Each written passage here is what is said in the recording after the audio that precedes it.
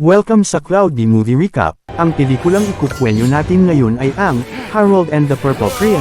Halina't simulan na natin. Sa simula ng kwento, nakilala natin ang isang batang lalaki na nagngangalang Harold. Ngunit si Harold ay hindi mula sa totoong mundo. Isa lamang siyang karakter mula sa isang storybook. Sa loob ng kanyang mundo, mayroon siyang mahiwagang kulay ubing Crayola. Anumang iguhit ni Harold gamit ang Crayolang ito ay agad nagiging totoo. Mag-isa lamang namumuhay si Harold sa kanyang mundo. Dahil sa kalungkutan, gumuhit siya ng dalawang kaibigan gamit ang kanyang Crayola, sina Moose at Porcupine. Magkakasama silang tatlo na naglilibang at nag-e-explore sa kanilang makulay na mundo. Habang lumilipas ang panahon at unti-unting nagkakaedad si Harold, napupuno ang kanyang isipan ng mga tanong. Upang makahanap ng mga sagot, madalas siyang nakikipag-usap sa isang matandang lalaki. Ngunit ang matandang ito ay hindi pangkaraniwan, dahil siya pala ang mismong manunulat ng kwento na naninirahan sa totoong mundo at may kakayahang makipag-ugnayan kay Harold. Ikinukwento ng matanda kay Harold ang maraming bagay tungkol sa totoong mundo, ngunit mahigpit din niya itong binabalaan na huwag pupunta roon. Isang araw, may kakaibang nangyari. Biglang nawala ang boses ng matandang lalaki. Paulit-ulit siyang tinawag ni Harold, ngunit wala nang sumasagot. Dahil sa pag-aalala at pagkalito, nagpa siya si Harold na sumugal. Gamit ang kanyang mahiwagang Crayola, gumuhit siya ng isang pinto patungo sa totoong mundo. Balak niyang tumawid doon at nais niyang isama sina Moose at Porcupine. Nakapagtawid sina Harold at Moose papunta sa totoong mundo, ngunit bago pa makasunod si Porcupine, biglang nagsara ang pinto at naiwan siya. Pagpasok ni Harold sa totoong mundo, biglang nagbago ang lahat. Naging isang karaniwang batang tao si Harold, at si Moose naman ay naging isang tao rin. Pareho silang nabigla sa kanilang paligid. Samantala, nagawa ring buksan muli ni Porcupine ang pinto at nakapasok sa totoong mundo. Naging isang batang babae siya at labis siyang namangha sa kanyang bagong anyo. Habang nililibot nila ang lungsod, napansin ni Harold ang isang matandang lalaking nakaupo sa bangko at nagbabasa ng dyaryo. Inakala ni Harold na ito na ang matandang kilala niya kaya dali-dali siyang lumapit. Ngunit sa halip na makilala siya, galit na itinaboy ng matanda sina Harold at Moose. Doon napagtanto ni Harold na hindi iyon ang hinahanap niyang matanda.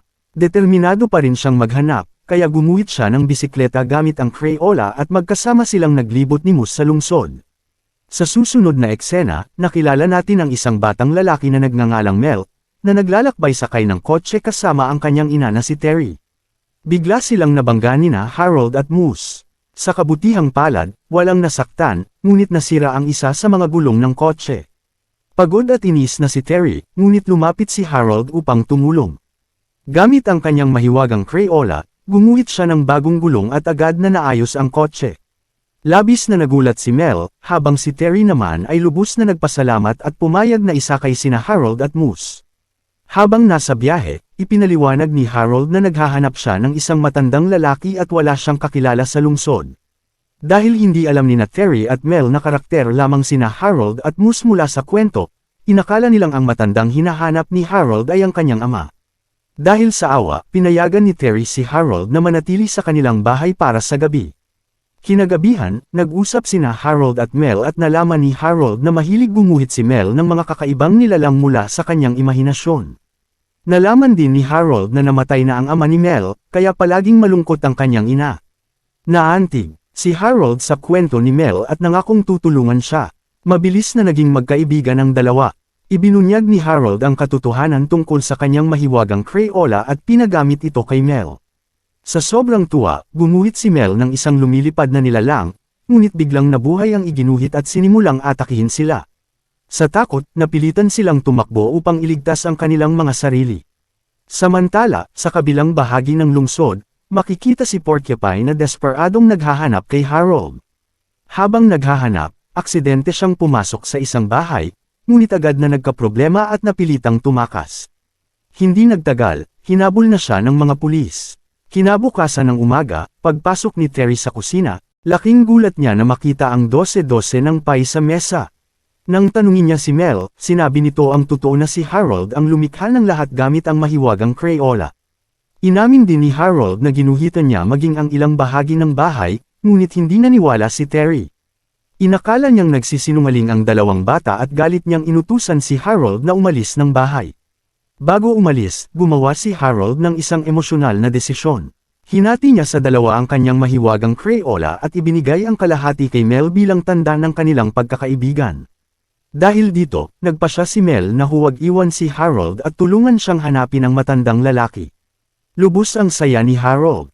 Magkakasamang naglakbay sina Harold, Mel, at Moose upang hanapin ang matanda. Sa daan, may nakita na naman si Harold na isa pang matanda at inakalang iyon na ang hinahanap niya. Ngunit isa pala itong retiradong sundalo na galit na itinaboy si Harold. Sa kaguluhan, napansin ni Harold ang isang patalastas sa dyaryo tungkol sa isang aklatan na may linyang nagsasabing, "Numan ang hinahanap mo, dito mo ito matatagpuan." Dahil dito, nabuhayan ng pag-asa si Harold at naniwalang sa aklatan niya matatagpuan ang sagot. Pagdating sa aklatan, nakilala nila ang librarian na si Gary, nakakilala na rin ni Mel. Doon nalaman ni Harold na si Gary ay may naisulat na nobela, ngunit masyado itong mahaba at komplikado kaya walang gustong maglathala. Hiniling ni Mel ang tulong ni Gary sa paghahanap sa matandang lalaki. Pumayag si Gary at sinubukang hanapin ang matanda gamit ang mga computer sa aklatan, ngunit dahil walang alam si Harold tungkol sa kanya, nabigo rin sila. Sa pagkainis, pabirong sinabi ni Gary kay Harold na bakit hindi na lang siya magsulat ng mensahe sa langit.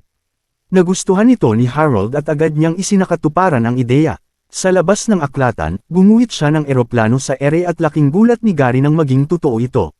Doon niya napagtanto ang katotohanan na si Harold ay isang karakter mula sa kwento na may mahiwagang Crayola.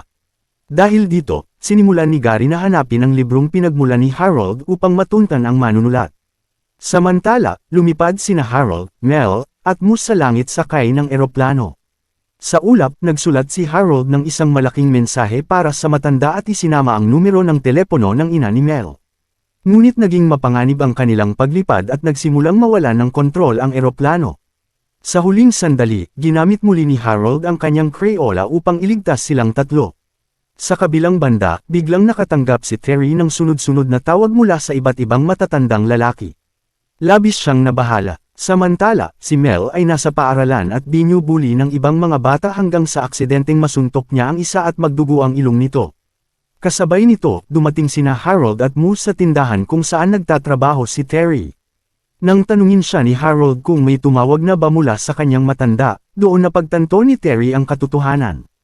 Ngunit nagalit siya kay Harold, at sa sandaling iyon ay, nakatanggap siya ng tawag mula sa paaralan ni Mel. Tinawagan si Terry ng punong guro at pinapapunta siya agad sa paaralan. Kinabahan si Terry dahil marami pa siyang kailangang gawin sa tindahan at hindi niya alam kung ano ang gagawin. Dahil wala siyang ibang mapagpilian, hiniling niya kina Harold at Moose na magbantay muna ng tindahan habang siya ay nagmamadaling pumunta sa paaralan ni Mel. Sa una, parang madali lang ang trabaho para kina Harold at Moose.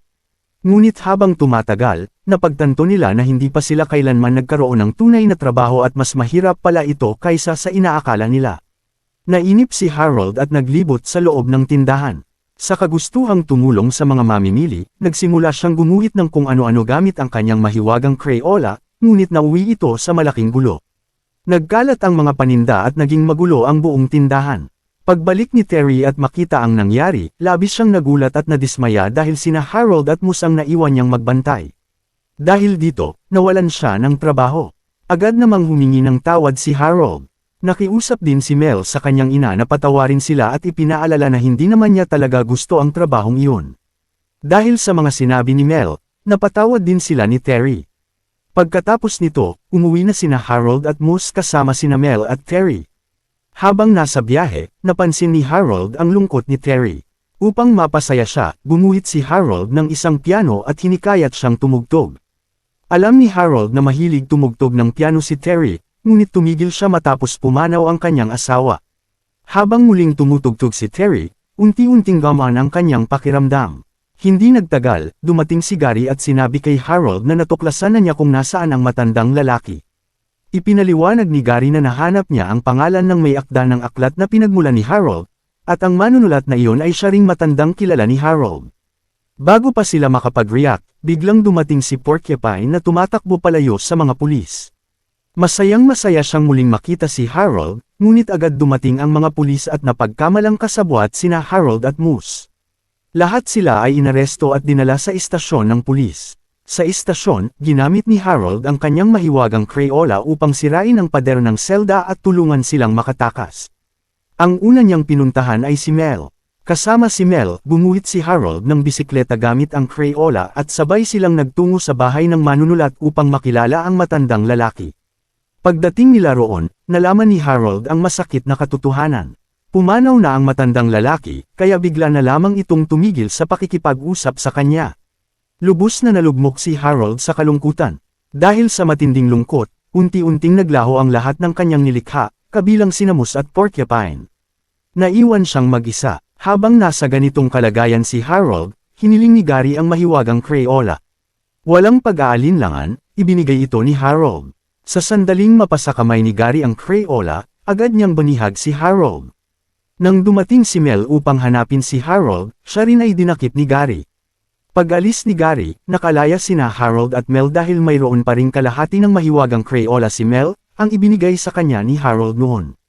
Ang muling pagkikita nina Harold at Mel ay nagbigay kay Harold ng lakas at pag-asa.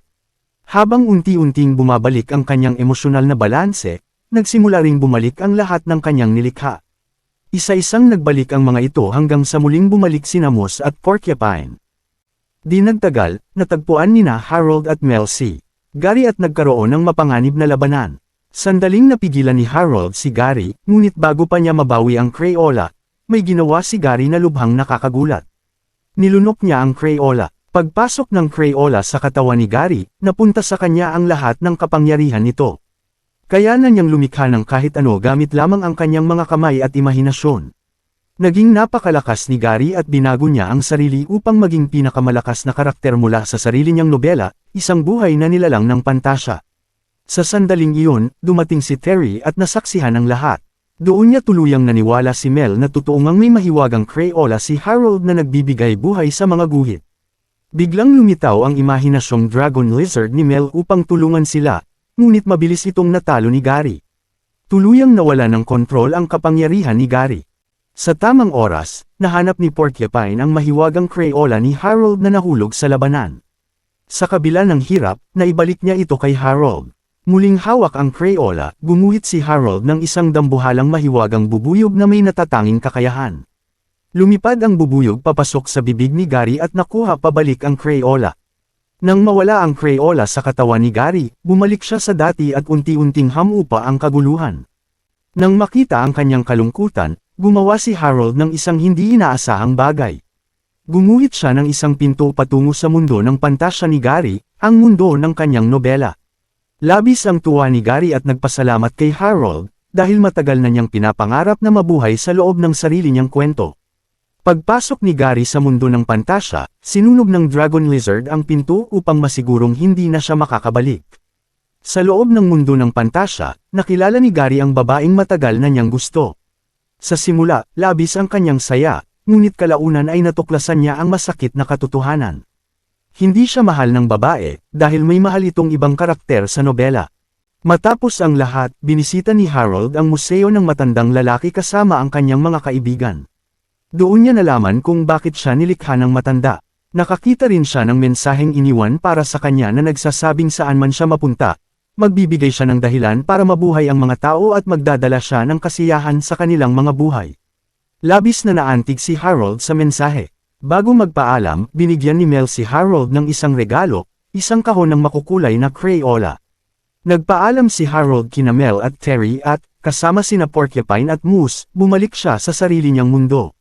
Sa kanilang makulay na mundo, muling nagsimulang magsaya ang tatlong magkaibigan tulad ng dati.